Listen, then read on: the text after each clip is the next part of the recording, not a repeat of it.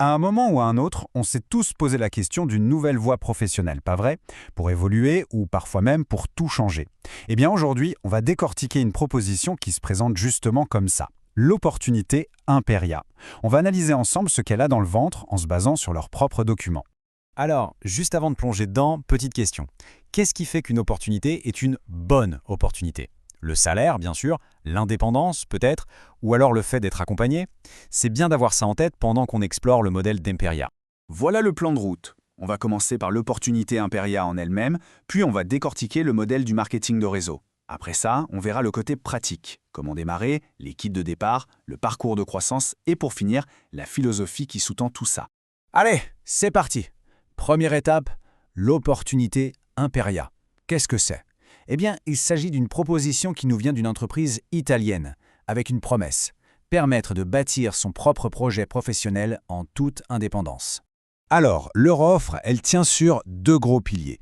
D'un côté, une gamme de produits, mais alors là vraiment énorme. On parle de plus de 3500 produits différents. Et de l'autre, un modèle de vente assez particulier qu'on va regarder de plus près juste après, le fameux marketing de réseau. Justement, parlons-en. On arrive au cœur du système, le modèle commercial. Comment ça marche, concrètement, ce marketing de réseau, du point de vue de l'entreprise?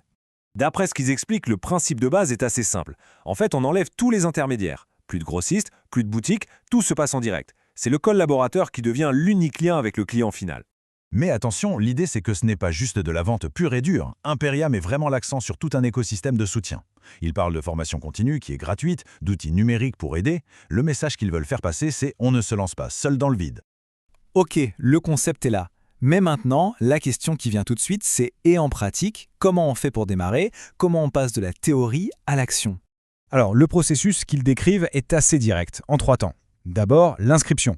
Ensuite, il y a un délai de 10 jours pour activer le code. Et pour l'activer, il y a 2 options. Soit faire une commande qui vaut 50 points, c'est leur monnaie interne en quelque sorte, soit de prendre ce qu'ils appellent une Fidelity Box, un kit de démarrage. C'est vraiment cette étape d'activation qui ouvre la porte aux avantages.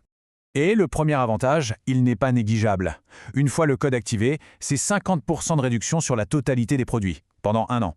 Pour mettre en perspective, une simple inscription, c'est 25%. Donc l'activation, ça double la mise. C'est un argument de poids, c'est clair.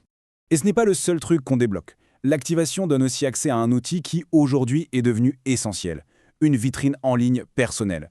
C'est un peu comme avoir son propre mini-site e-commerce pour présenter les produits. Bref, c'est la base pour travailler en ligne. On vient de parler des Fidelity Box. Du coup, c'est le moment de regarder ce qu'il y a dedans. Ces kits sont présentés comme la voie royale pour bien démarrer.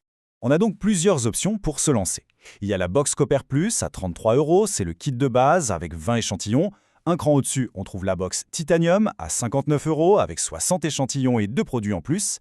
Et puis, il y a la box Gold Plus, là c'est le kit pro avec une mallette, les catalogues, une centaine d'échantillons. La logique est assez transparente, l'investissement de départ peut être adapté en fonction de l'ambition du projet. Et ce qui est intéressant, c'est qu'il n'y a pas que les parfums. Ils proposent aussi des boîtes thématiques. Par exemple, la Crelis Fidelity Box qui est entièrement dédiée aux soins de la peau.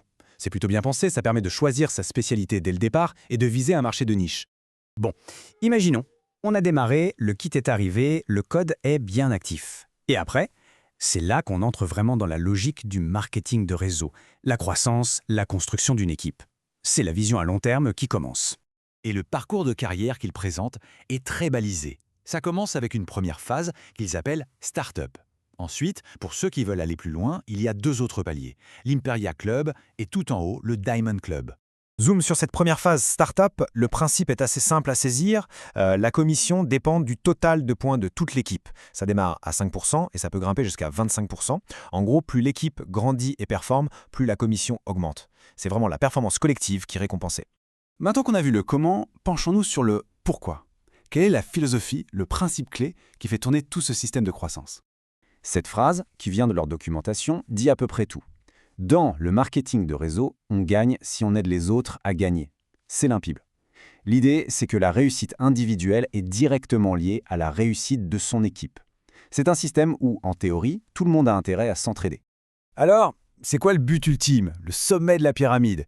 Eh bien, pour ceux qui atteignent les fameux Imperia et Diamond Club, les règles du jeu changent. Là, il ne s'agit plus seulement de toucher des commissions sur son réseau, mais de recevoir une part du chiffre d'affaires global de toute l'entreprise. C'est vraiment l'objectif final, la récompense pour avoir bâti un réseau solide sur le long terme. Pour résumer, ce qui se dégage de tout ça, c'est l'image d'un parcours très balisé, avec pas mal d'outils fournis dès le départ. Le chemin est, en quelque sorte, déjà tracé. Maintenant, la question finale, c'est de savoir si ce chemin correspond à ses propres objectifs. Et ça, bien sûr, la réponse est différente pour chacun.